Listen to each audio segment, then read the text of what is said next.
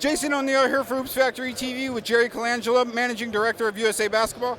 Mr. Colangelo, we talked with Coach John Showalter a couple of months ago at the U16 training camp, and he mentioned that there's a real alignment from the senior team all the way down to the junior team with the way you guys want to operate. Can you talk about kind of the message that you want to impart to the players? Well, back in '05 when I took over USA Basketball, it was important to try to put in some infrastructure that would be long-lasting. Here we are 10 years into that program, and it starts with the young guys, you know, the 16, 17, 18, 19-year-olds, and I'm very proud of the fact that they're defending gold medalists in every category. Great coaching. Coach Showalter's done an incredible job, but we connect with each of those groups. They feel they have an opportunity to play up, look up, and eventually someday be on the national team representing the United States. So it's a great infrastructure that's been put in place, and that's why USA Basketball is in such great shape. And it also seems as though it's affecting the kind of generation of kids.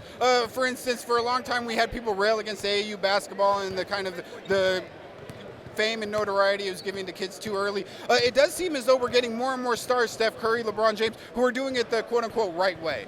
Do you feel as though that's a direct correlation from the USA Basketball? Well, there's a lot of factors involved, but USA Basketball has had a great impact on youth basketball. In fact, one of the emphasis that we really are working on now is the youth development piece. We want coaches around the country to be accredited. Without the USA Basketball stamp of approval, you should take a second look at the viability of the program. And so if we can start with the real young ones before they're 16 and they come up through that program, I think youth basketball will be better served.